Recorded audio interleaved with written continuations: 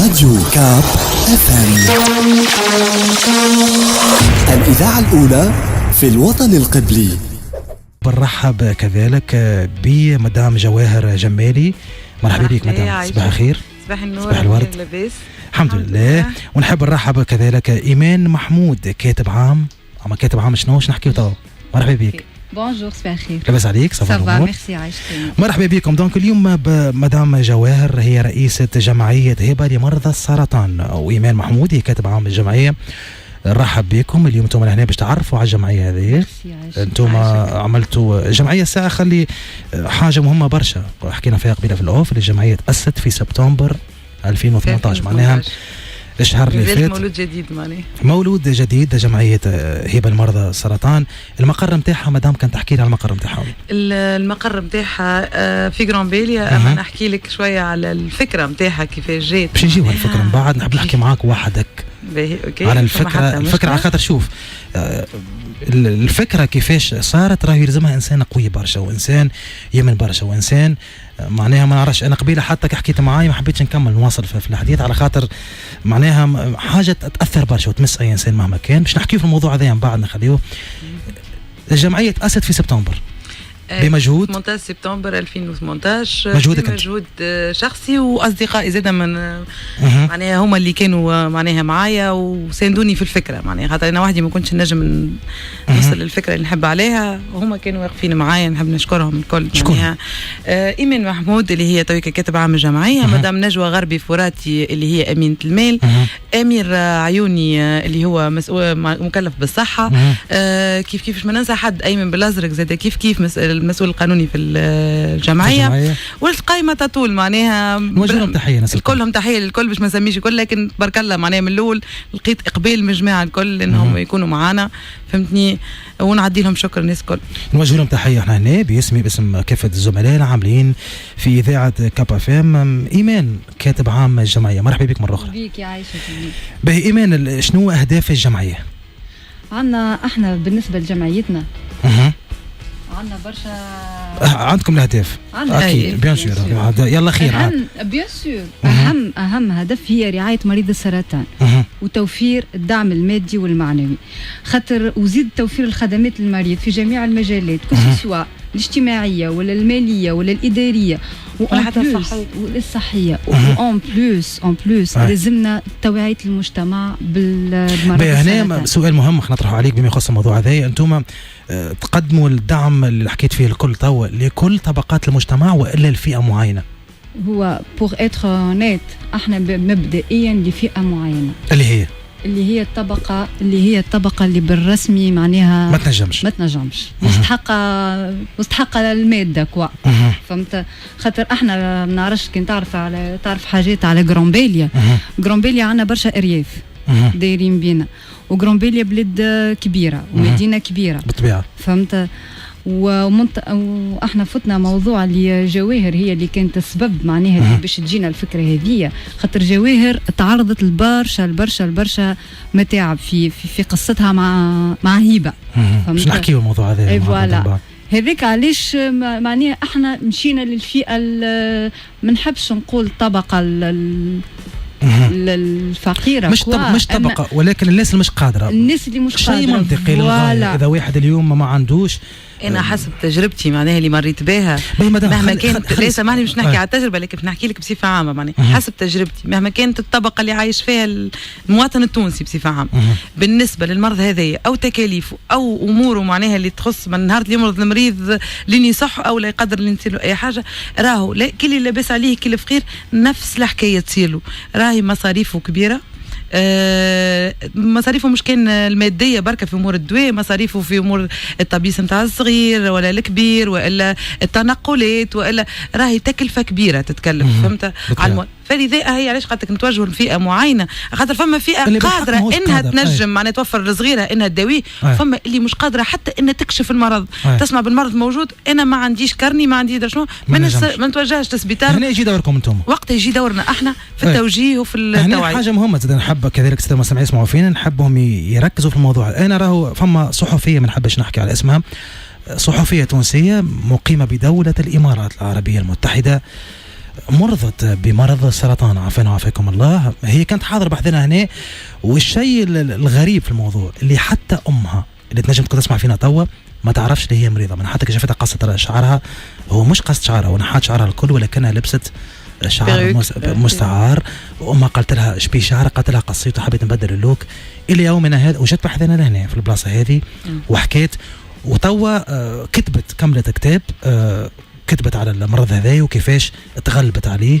والكتاب باش يتم ترويجه وانتاجه عن طريق ثقافة النشر والتوزيع، شركة توزيع إماراتية لبنانية في أنحاء الوطن العربي، تغلبت على المرض. فما كواحد أخرى كذلك كانت حاضرة بحثنا هنا، حمى الاسم المستعار فكروا الناس الكل، تغلب على المرض كذلك.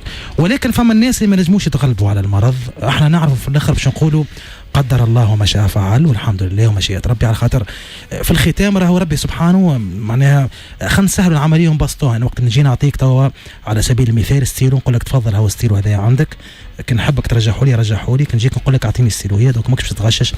هذاك الانسان معناها في العلاقه مع رب العالمين، وقت يا ربي يصحاجته نقولوا ديما الحمد لله يا ربي على كل شيء. مدام جواهر جميلي رئيسة جمعية هبة لمرضى السرطان قررت تعمل الجمعية هذه وتسميها بالاسم على اسم بنتك الله يرحمها. ايه انا بنتي انا ساعه مريت معناها عشت المرحله نتاع المرض مع زوز من الناس، زوز غاليين عليا. اول حاجه بابا الله يرحمه، بابا توفى بتيمور في 15 جور، بين اكتشفنا المرض وبين مات 15 جور. ما زلت خارجه من شوك بابا من با 3 موا، ونكتشف اللي بنتي اللي عمرها عام و4 شهور مريضه بلوسيمي. عام 4 شهور؟ اي عام و4 شهور مريضه بلوسيمي، سرطان الدم جاها في النخاع الشوكي، وبدينا مرحله العلاج. باهي مدام قبل ما نمشيو مرحله العلاج كيفاش عرفت بالتشخيص؟ التشخيص كانت عرفت انا من الناس اللي ياسر حريص على انه صغيري اقل حاجه نمشي نلاحظ نمشي وهذا صحيح اللي لازم يصير. انا ياسر معناها كي نشوف معناها نلاحظ فيسع على وجه بنتي على حاجه. نهارتها شفت بنتي بال ماهيش عاديه، بنتي ليلتها في الليل ما نجمتش تاكل، الحاجه اللي تاكلها الفومي معناها برشا ماهيش متقلقه. معناها قلت لامي قلت لها حاسه انه هيبه متقلقه ما فيها حاجه. قالت لي اوكي من غير ما انت تقلق روحك تنجم نهزها انا للطبيب، خاطر انا معناها وقت هذاك انا كنت معناها عندي بيبي ثاني عمره ما با 30 جور. قالت لي اوكي انا نهز بنتك للطبيب ونشوفها. معناها كي مشيت للطبيب تصورت باش تعدي وتروح. الاكثريه انا شكيت معناها خفت من حاجه بركه، خفت من بوصفير فهمتني. بريود هذيك وقت اللي رايج البوزوفير وكل دونك خفت انه تكون بنتي تعديت بطريقه او باخرى معناها ممكن حتى في ميتة بابا معناها ناس جات بالطبيعه تعبيت الدار. لكن الطبيب وقت اللي خزر الامي قالت له عندها بوزوفير، قال لها يا ريت. الكلمه هذيك هي اول شوكه كليتها. عرفت الطبيب يقول لك يا ريت معناها عرفت فما بلاي الطف من بلاي. قلت انا بنتي عندها حاجه غريبه، خاصه انه كي عملوا لها انفاس وطلعت عندها 4 دم. تصور انت في اللحظه اللي انا هزيتها فيها راهو بين عملت الغمارك وبين امي مشيت للطبيب ما فماش ساعه فهمتني. لقاو عندها 4 دم. طلبتني امي قالت لي راهو لازم توا باش نهزوا بنتك الباب سعدون. اش فما؟ قالت لي بنتك عندها 4 دم باش يزيدوها الدم. هذه اول معلومه عرفتها. من بعد مشينا لباب سعدون بدات زادوها الدم اول ما وصلت الساعه هذيك، خاطر وصلت طايح الدم اكثر من الاربعه معناها ممكن وقتها 3 حاجه اقل من 3. المهم طايح على الاخر لين الطبيب وقتها نتفكروا قال لي مدام كان بت بها ليله ممكن الصباح تكون في ذمه ربي يعني ما تكملش تعيش. المهم زادوها دم بلاكيت. من بعد بدات التحاليل وكل، ومن بعد علمونا انا بوها في عملونا ستاف واستدعونا وعلمونا في باب سعدون اللي معناها بنتي عندها لوسيمي واللي هي باش تبدا مرحله شيميو. هل تقبلت الخبر في الوقت هذاك انت؟ عرفت انا اللحظه اللي عرفت فيها الخبر هي بنتي خارجه من تحليل فهمتني. التحليل هذاك ياخذوه معناه يجبدوه من النخاع يبنجوا الصغير باش ما يتحركش بالطبيعه وياخذ وقت اللي انت توصل لك الخبر وانت محمل صغيرك مازال مبنج. انا خزرت في اللحظه هذه ما نعرفش انا بيني وبين روحي خزرت لبنتي خسرت لها في اللحظه هذيك معناه كاني خزر الانسان ميت. كي سمعت الخبر معناه خبر سرطان وزيد تشوف بنتك في الحاله هذيك انا مغمى عليها. عرفت كانهم قالوا لي جاتني شوكه كبيره دخلت لكن في ساعه لميت روحي يلزمني ناقف لبنتي ما عندي حتى حل اخر فهمتني. وبدات المرحله نتاع العلاج وهما يرحم والديهم في مستشفى باب سعدون معناها ما استناوش انه يقبلها صلاح عزيز ما استناوش يقبلها اي سبيطار اخر. قالت لك احنا ناخذوها اون شارج ونحطوها عندنا معناها خاطر عندهم مدام جواهر من غير رمي ورود. لا من غير رمي ورود. انا نشوف لك سؤال توا على خاطر موضوع مهم للغايه والتشكيات معناها التشكيات عفوا كثرت برشا في الموضوع هذا. طريقة نقل المعلومة أو الخبر من ستاف في مستشفى بسعدون، هل كان بطريقة اللي ينجم الإنسان الواعي والمش واعي يتقبلها؟ هل حطوا لك الموضوع ديريكت راه مريضة بالسرطان، ولا قالوا لك ومهدوا لك بالوحدة ومن بعد ضغط الخبر؟ اسمعني، انا نحب نقول لك حاجه وبصراحه وهم يسمعوا فيا ممكن جماعه مستشفى باب سعدون، مش باش نرمي رمي ورود وما اصلا ما فيهاش الورود اللي باش نقوله لك، لكن طريقه الخبر من الاول كي جاني ما كانش بطريقه لطيفه من الاول. اللي خبرتني الاولانيه قبل ما يعملوا ستاف، من كي يعملوا ستاف يعلموك بطريقه كما تحكي انت معناها يمهدوا لك، لكن اللي وصل لي المعلومه من الاول انا كان الطبيب اللي حاضر في التحليل قلت له انا نجم نعرف بنتي ايش عندها، خاطر وقتها مفجوعه وكل. قال لي مدام 90% بنتك عندها كونسير، مازال ما نعرفوش شنو نوعه. عرفت معناها انت مازلت تستنى باش يقولوا لك بنتك عندها مرض خفيف تجيك الخبر هكاك، لكن من بعد في الستاف طريقتهم مختلفه، يعلموك معناها بشويه، يعلموك بطريقه لجنه ويعلموك بطريقه العلاج ويمهدوا لك معناها ويزيدوا يطمنوك، يعطوك نسب نتاع النجاح، فهمتني معناها حاجات تهز لك المورال. اما من الاول الخبر انا خذيته نحكي لك بصراحه معناها خذيته كساق. باهي من بعد قداش قعدت هبه قعدت عام و8 شهور تعمل في الشيميو، وهي عمرها ديجا وقتها عام 4 شهور ومن بعد عام 8 شهور تعمل. لكن قوي معناها عام 4 شهور شميو على طفل في العمر هذاك، هو عبد كبير. اي قوي لدرجه انه عمل لها الماء في القلب وتوفات بالماء بلوتو، هي الشيميو معناها هو اللي ضرها اكثر. هل باهمال طبي ولا ماهوش اهمال طبي بقدر انه المرض نتاعها توجب تغيير البروتوكول، معناها هما خاطر ريت شيميو دي بروتوكول تعملوا يقويوا لك لا دي بروتوكول باش نقول لك علاش. فما انواع معناها خفيفه شيميو يبداو به من الاول، فما شيميو معناها اقوى كل مره نوع باش خاطر انت وانا باش يمشي مع المرض هذاك. انا البروتوكول الاول اللي استعملته في هبه في العام الاول واللي وقف به المرض، راه وقف المرض عند هبه العام الاول عام وبعد وقف المرض وفرحنا وطمنتني طبيبتها والتحاليل الكل طلعت لاباس. لكن التحليل الاول بعد هي ناخذوا سو كونترول الاول لاباس، الكونترول الثاني لقينا المرض رجع نسبه 75% اللي هو من الاول كان عندها في نسبه 40 حاجه، رجع اقوى من الاول. دونك تبدل البروتوكول، في البروتوكول هذاك كي تبدل كان اقوى من بدنها، خاطرها بنيه صغيره والكل كان اقوى على بدنها. لكن نجموا نقولوا مثال انت نعرفك يمكن هل هبه الله يرحمها ارتاحت؟ بالنسبه اللي مرت به بنتي ارتاحت، بالنسبه للنقائص زاد اللي موجوده في السبيطار هذا موضوع اخر باش نحكيو فيه. دونك الصغير يتعدى بفتره صعيبه بين المرض وبين التحاليل بين معناها الدواء وزيد امور معناها مرتبطه بالحكايه هذيك، تولي الصغير فما شويه تعب، يتعب برشا معناها. اي انا قلت لك فما التعب معناها فهمتني. اما بحكم انا قلت لك بنتي بيبي ما كانش عرفت، اما انا شفت انا حالات معناها نحب الرحم عليهم بليتو كيما يسر كيما غاده كيما كبير معناها كبير يوصف لك الحاله اللي هو فيها. مثلا انا بنتي ما تنجمش تعبر لك معناها شنو تحس اللي عندها فهمت، لكن الكبار يقول لك مثلا كي يعمل الشيميو يقول لك ريحه الحاجه هذيك نيتنا ما نجمش ما تقعدش بحذايا فهمت كيف بدني يوجعني. الماء يتعدى بس الماء يحسوا ما طعمه مر، ما ينجمش يتعدى الماء معناها انه تصير لهم نوع من التياب معناها من الماء معناها من الشيميو والكل يولي حتى الماء ما عادش ينجم يشربوا، مش حتى معناها كله تياب ودويات واحد. دونك يتعب الكبير ويتعب الصغير. ربي يعفي العباد الكل امين الله لا يبلي مؤمن معناها. هذاك وعلاش انت مدام قررت تعمل جمعيه سميتها باسم جمعية هبه لمرضى السرطان؟ هل هي باش انت تعبي النقائص الموجوده في المستشفيات التونسيه؟ خلينا نحكي بصراحه.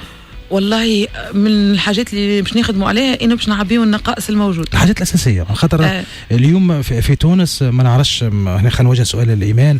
ايمان اليوم هل في تونس تشوف انت مستشفياتنا عندهم المستلزمات ولا الحاجات اللازمه من ادويه من رعايه طبيه من كوادر طبيه حتى نفسيا باش يوصلوا المعلومه لاي شخص مريض؟ خاطر خلينا نرجع مره اخرى الصحفيه التونسيه راهو مش نقولوا تونس لكن خلينا نخص العالم العربي اللي وصلها الخبر في دوله الامارات تحديدا في ابو ظبي، مشيت تعمل في التست نتاعها ال 11 نتاع الليل، مشيت باش تاخذ نتيجه التحليل نتاعها، خرج لها طبيب قال لها مدام انت عندك السرطان.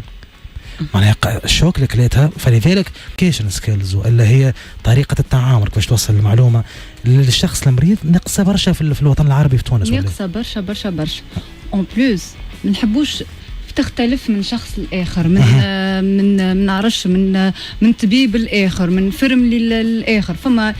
فما هو بطبيعته هو نفسيته كيفاش فهمت ينجم وقت اللي هو باش يحكي معك هو وقتها بطبيعته يبدا متنرفز باغ اكزومبل فهمتي ينجم يقولها لك بنطره فهمت اما احنا لازمنا لهنا كي قلت لي عندنا نقائص عندنا برشا نقائص في السبيطارات نتاعنا اللي هما فهمت سورتو الماتريال سورتو معناها انا ما نجمش نسمي تيل وتيل وتيل وتيل خاطر مانيش ما نفهمش برشا في الماتريال هذايا فهمت اما اللي حسب ما تحكي لي جواهر وحسب ما سمعت من غير جواهر خاطر مش كان جواهر راهي مسهل فهمت كي نسمع يقول راهو ناقصنا وماذا بينا نمشيو لفرنسا وباش نداوي لازم نخرج نمشي نعرفش المانيا وايطاليا ودرش علاش في تونس احنا ما عندناش هذا الكل فهمت احنا ماذا بينا نوفروا لو مينيموم ما نقولوش برشا اللي هم المينيموم فهمت ما نعرفش احنا ماذا بينا نخدموا على سبيطارنا ساعه في غرامبيليا فهمت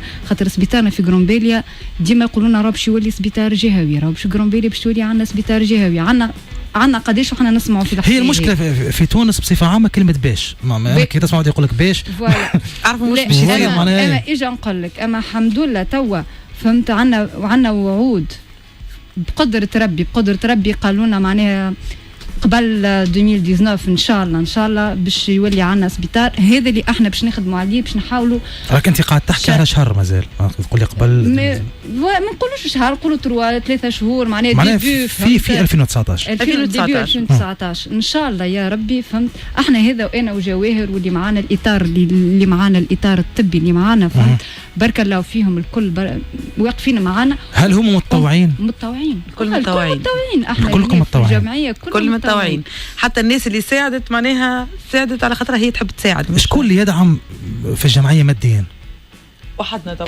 وحدنا وهل قادرين على خاطر نعرف راهو اقل دواء يوصل نتصور 2000 دينار 3000 دينار اقل دواء الحمد لله ولقينا هذه فما عباد معناها سمعت بالفكره ومتطوعه اخرها البارح احنا في اجتماع لتحضير ليفينمون معناها اللي باش نعملونا لحد الباش شويه باش نحكيو عليه معناها العباد جات وحدها وقالوا احنا معاكم وشنو تستحقوا ونجموا نوفروا وكان فما حالات معناها فهمتني ميم حتى بابسط الحاجات انا بنتي عندنا روضه تقرا فيها بنتي جاتني عجبتها الفكره المروضه قالت لي اذا كان عندكم حد مريض وعنده صغار وكل انا مستعده نقريه بلاش صغير انا تعرف التونسي محلاه التونسي راهو اسمعني في وقت شدة القاهرة هنا مثالش نحكي على التوعية من وزارة الصحة في تونس هل اليوم وزارتنا مقصرة في التوعية بمرض السرطان وهل الوزارة اليوم مقصرة كيف قبيل حكينا على الكوادر الطبية راهو عندنا كوادر طبية من خيرة ما فما في العالم مش كان في العالم العربي والافريقي ولكن كذلك زاد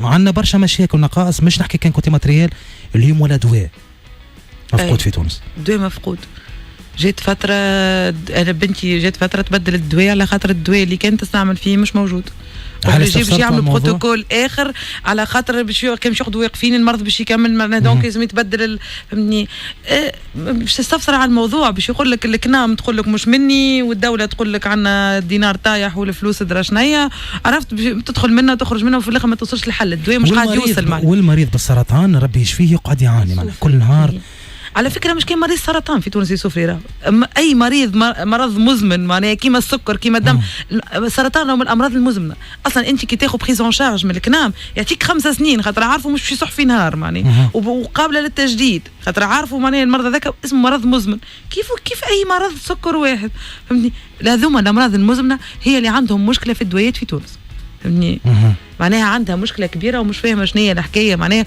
كل مره تنقص حاجه في المستشفيات مسكنتين يوفروا وموا نسبه نتاع دوايات والباقي يتشرى من برا تو ولا كله على كاين المواطن من الشارع. هل تواصلتوا مع وزاره الصحه هنا؟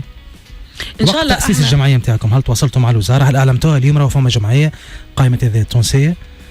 احنا كما قلت لك احنا عندنا شهر ملي تاسسنا معناها لكن علمناهم بوجودنا وان شاء الله مش اعلام بوجود راهو لا معناها بعد باش نبداو نسعوا على احنا تو خاطر شنو مازلنا كي في طور التاسيس في طور التاسيس خلط علينا اكتوبر روز دونك حبينا نكونوا نعملوا اول ايفينمون معناها للتعريف بالجمعيه في غرامبيليا اللي هو غدوه ان شاء الله في غرامبيليا وبعدها هي نولوا نتواصلوا مع الوزاره ونشوفوا شنو هما الحاجات اللي نجموا احنا نتعاونوا بها مع الوزاره باش نحسنوا ما خير اذا كان في سبيطار غرامبيليا او في مستشفى معموري نابل والا اي مستشفى مستحق انه يوفر للمريض حاجته فهمتني. والا المريض بيدو نجموا نوجهوه للمستشفى اللي يخدم له معناها صحته واقرب معناها ليه ولمصلحته.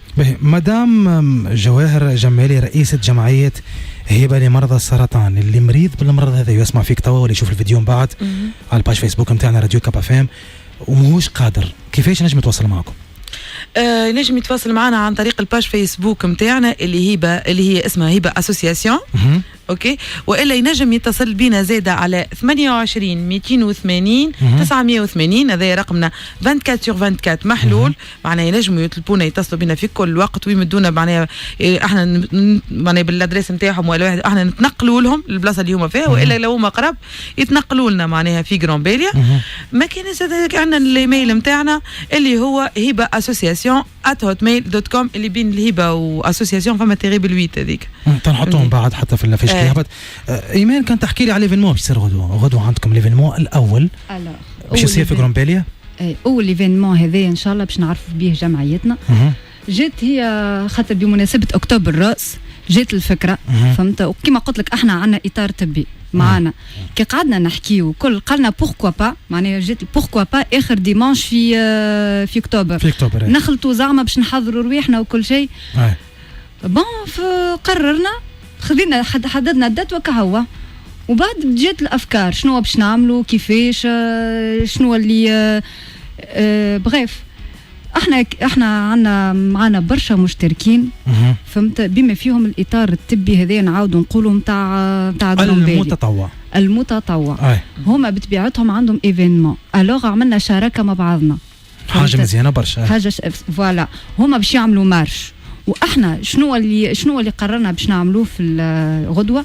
عندنا عيادات عامه معناها باش يجيو المواطنين باش يعديوا على اي مرض، معناها باش يلقى دي طون. مش كان السرطان، لا مش لا 3 عيادات عموميه وعياده للسرطان.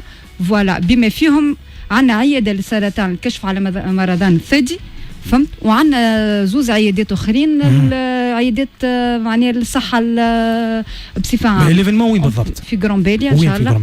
غدوه الحديقه العموميه مقابل المعتمديه. من وقتاش؟ بدايه من 9 نتاع الصباح، الوقت مفتوح من 9 نتاع الصباح واحنا ماشيين. وهذا دعمتنا فيه الكشافه نتاع غرانبيليا فوج غرانبيليا قائد نور الدين، نشكروه على الاخر. واوسي دعمنا فيه رئيس بلديه غرانبيليا زاد سي مكرم عطيه بارك الله فيه، كيف المعتمد غرانبيليا زاد بارك الله فيه طارق الهادي. معناها المستشفى غرانبيليا زاد كيف اي باب دقيناه الكل معناها لقيناهم محلوله في وجوهنا وساندونا، وكبرت كانت هي ايفينمون صغيره وبعد كبر بديت بشوي كتف جهود الجميع بالطبيعه. كيف استدعينا طب سامحني استدعينا طب زاد كيف ورحبوا بالفكره انهم يكونوا ضيوف شرف ويعملوا ندوه معنا. حتى ما حكيتلوش عن ندوه احنا خاطر عاملين ابار 3 عيادات ندوه طبيه باش يحكيوا فيها الطب مع الناس على اعراض المرض، على الحالات معناها، على طريقه العلاج والكشف المبكر معناها اذا كان على مرضى سرطان الثدي ولا اي معناها اي نوع نتاع سرطان. مدام هل تتوقع مرضى سرطان غدا باش يجيو باش يحضروا؟ ان شاء الله احنا نتمناو منهم يكون عندهم، على خاطر ما نعرفش الجانب هذا الجانب النفسي ساعات مريض السرطان يتجنب امير حتى لو كان حضر مش باش يقول لك راني انا مريض، باش يسمع هذا هو باش يسمع ويحاول يفهم، اما من بعد باش يجيك وحده باش يتصل بك. هذا هو السؤال نتاعي، على خاطر ديما يحاول يتجنب يكونش معاه.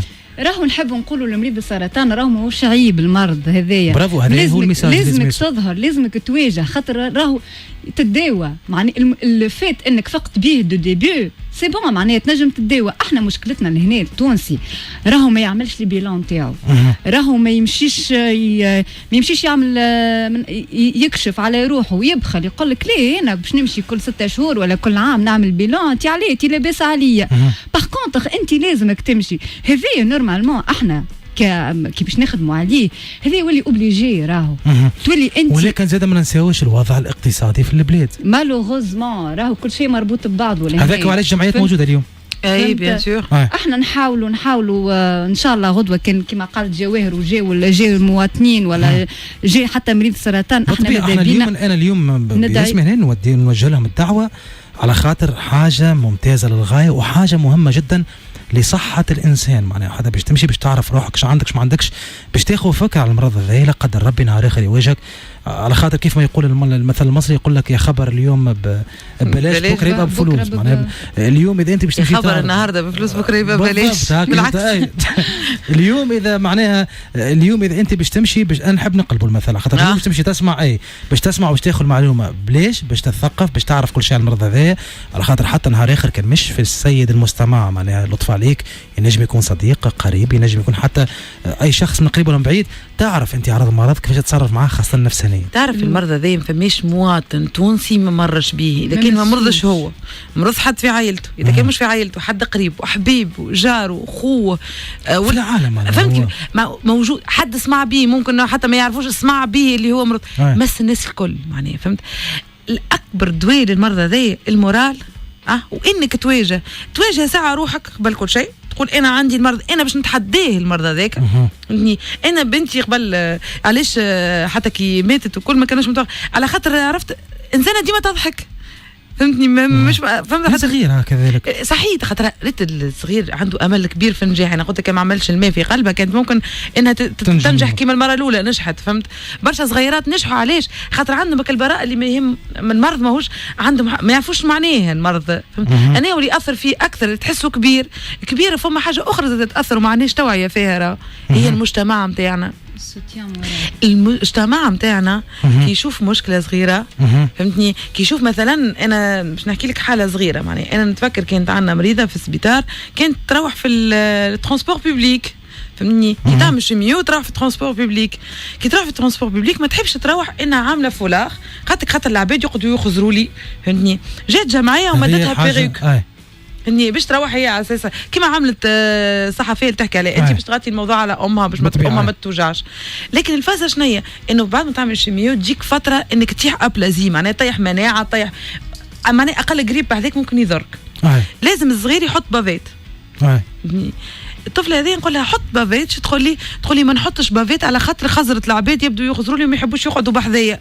لو طون اللي هما اختر عليها لسن هي اختر عليهم يعني هما يخافوا هي تعديهم. هذا يدخل في الجانب النفسي صحيح. احنا حاجتنا بالتوعيه في المجتمع صحيح. يلزم المجتمع يعرف انه المريض هذاك ماهوش حاجه تخوف بالعكس انت لازمك تقف معاه لازمك تضحك له في وجهه ما تراهش بيزاغ خاطر شعره طاح ما تراهش بيزاغ على خاطر وجهه اصفر وعينيه راهو صحيح مدوي راهو نكته من الشيميو كي تتعدى في البدن راهي يدمروا بالطبيعه اكثر ما يدمروا الدواء راهي يدمروا صحيح. الكتاب قاعد نفركس عليه وقاعد نحكيه واللي كتبته زميلتنا الصحفيه It was strong but I was stronger كان قوي لكني كنت أقوى منه. صحيح. معناها من وقت اللي كان بالنسبة مرتفع برشا في البدن وصل 0% في البدن عنده توا. أي قلت لك كلها مرار. 3 سنين. كي تحط هي عزيمة كي تحط هي عزيمة أنا باش نتحداها المرضى ذاك. أنا باش نصح ماهوش يغلبني. فهمني ما ينجمش يغلبها خاطر ريت العزيمة هي تطلع مناعة البدن يولي يقول لك مادام إنسان هذاك معايا أنا ندافع عليه فهمت نكون معاه. لكن كي يتيح له مورالو يولي هو يعطي يستسلم معناها للمرض يولي المرض يلقى وين يعيش. هذيك المشكله انا قلت لك يلزمنا شويه توعيه للعباد وشويه توعيه للمريض. راهو المرضى ذاك ماهوش غول انت معناها انت اغلبوا انت اقف انت قول راني مريض. اول حاجه اعتراف انك تعترف في ساعه انك تقبل مريض الواقع. تقبل اللي انت مريض خاطر كي ما تقبلوش انت كيفاش باش تتفاعل مع الطبيب كيفاش تتفاعل مع الدواء كيفاش باش تقبل انك باش تصح نهار اخر ما توصلكش الفكره. انت مازال مش متقبل اللي انت مريض.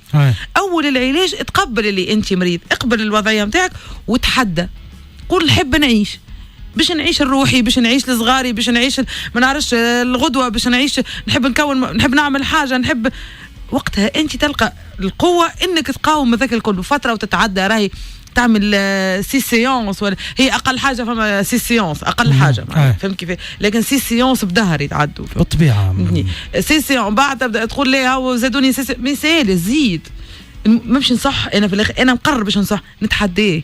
جاتني في اوبيراسيون نعملها اذا كان سهل لي ربي في تونس والا لبرا والا ويمشي كتب لي ربي باش نعملها. لكن انا باش نفيق نقاوم بكل الطرق صحيح ما نحارب بكل الاسلحه الموجوده. وانا ماذا بيك ما قلت لك يحضروا معناها مرضى سرطان نهارتها ويتحداوا مرضهم واذا كان فما حاجه احنا الطب اللي معانا متطوعين ومستعدين انهم يعالجوهم ويقراوا دوسياتهم ويشوفوهم معناها الحالات نتاعهم معناها ويناقشوها. يعطيهم الصحه ويعطيكم انتم الصحه. ايمن تفضل. نحب نعقب على كلام جواهر احنا كنا نحكيو على التوعيه. منين تبدا التوعيه؟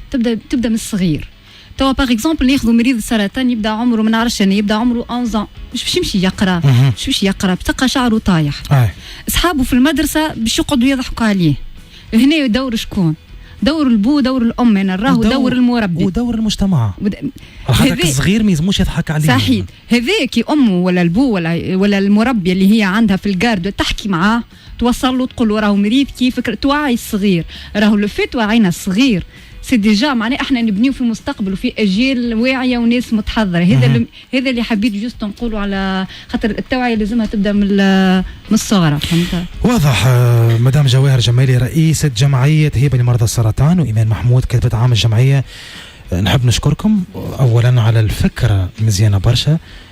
يمكن البعض يقول لك كان ما توفاتش هبة ما كانش يكون الموضوع هذا، ولكن لكلها أسباب في الختام. كلها أسباب. اليوم اللي صاير، اليوم بنتك الله يرحمها، لكنك أنت وقفت ورجعت أقوى من قبل، والدليل أنك عملت جمعية باش تحارب هالمرض هذايا اللي خذا منك حاجة غالية برشا، كان مش أغلى حاجة كانت عندك في يوم من الأيام. نحب نخلي لك في الختام كلمة تحكي بها مع المواطنين التوانسة اللي يسمعوا فيك توا عبر موجات إذاعة كابا فام. نحب نقول لهم لكل مريض معناها سرطان ربي يشفيه، وراهو معناها المرض ماهوش كما قلت لكم ماهوش شغول معناها كبير، بالعكس بالنسبه تو فما العلاج معناها قبل كانت ممكن يخوف اكثر، وكانوا الناس يسميوه المرض اللي ما يتسميش، ودرا شنو يخافوا منه حتى من تسميته معناها. لكن تو ولات كل شيء، وعندنا راهو الستاف الطب موجودين في تونس. صحيح الدويات هي اللي فيها مشكله ومش موجوده برشا، لكن نحاولوا انه نوفروها كيف الماتريال معناها ناقص شويه، لكن نحاولوا بالمجهود. احنا تونس ما نخليوش ببعضنا معناها. كي شفنا جمعيه مرام عملت خالت كوليكت ونعملوا سونتر دو غريف معناها. سونتر دو غريف على فكره راهو كان معني بالمرض نتاع بنتي معناها، كانت بتاع زرع النخاع معناها، كانت ممكن تعالج غاديك. نحب نقول لكم التوانسه كل وقفت، ما فما حتى حد ما ساهمش معناها. شفتوا فايزانات الاخرى نتاع نابل الناس كل معناها. احنا النهار اللي باش نقولوا راهو حاجتنا باش نعملوا حاجه في تونس لمرضى السرطان، وماذا بيا انه يتعمل مستشفى في تونس. نتمنى يجي نهار مستشفى كيما مستشفى 57 في مصر اللي يداوي مرضى السرطان بلاش. تعرف معناها بلاش غني فقير بلاش، على خاطر المرض هذا راهو يهتك الغني والفقير. احنا مع الطبقه ونعاونوا وكل، لكن علاش ما يكونش عندنا سبيطار الناس الكل في عود ندفعوا الكل، نوقفوا الجمعيات الكل والعباد الكل ونساهموا في مستشفى واحد يداوي الناس الكل، ويلم العباد الكل، ويلم الناس الكل كيف يد واحدة، ونكونوا يد واحدة. وإن شاء الله غدوة 28 أكتوبر عنا إيفينمون في غرانبيليا اللي هو يوم صحة مجاني، والشعار متاعه إيجا عدي بلاش. أوكي، عنا 3 عيادات طبية معناها باش تكون في غرانبيليا للكشف العام، نأكد اللي هي للكشف العام معناها سكر دم خاطي مرضى سرطان، وعنا عيادة نسائية خاصة بكشف مرضى سرطان الثدي إن شاء الله. المقر باش يكون معناها مقر ليفينمون باش يكون قدام قدام المعتمدية اللي هي في الحديقة العمومية في غرانبيليا معروفة بالجردة. اوكي دونك باش تلقاونا غاديكا من 9 متاع الصباح، يوم مفتوح، وقت اللي نكملوا زاد كيف مستشفى غرانبيليا عامل ماراثون معناها يطلع من جردة البلدية حتى للسانتور ويعاود يرجع للمستشفى نتاع غرانبيليا. دونك ان شاء الله الناس الكل تكون موجوده، الناس سبورتيف اللي تحب معناها تعمل مارش وكورس معاهم يكونوا حاضرين. وشكرا لكم وشكرا امير اللي عطيتنا الفرصه اللي عطيتنا. واجبنا هذا بالعكس، هذه اقل حاجه نعملوها. نخلي لك انت كلمه الختام ايمان محمود. ميرسي بوكو امير على الاستضافه، وان شاء الله يا رب يكون الحضور موجود غدوه، وان شاء الله تبدا جمعيتنا ان شاء الله بقوه ان شاء الله يا رب. يعطيكم الصحه، وان شاء الله غدوه نحب نذكر مره اخرى المواطنين يسمعوا فينا الكل من 9 متاع الصباح يوم مفتوح في غرانبيليا في البلاصه الحديقه العموميه مقابل الجرد. دونك يعرفوها بالجرده، دونك باش يعرفوها. انتم زوز في الختام نحب نهدي لكم اغنيه صبر الربايع، خاطركم تستحقوها. جمعيه باش تقاوموا مرض، ولكن مرض قوي ولكن ينجم يكون الانسان اقوى منه. راديو كاب FM، الإذاعة الأولى في الوطن القبلي.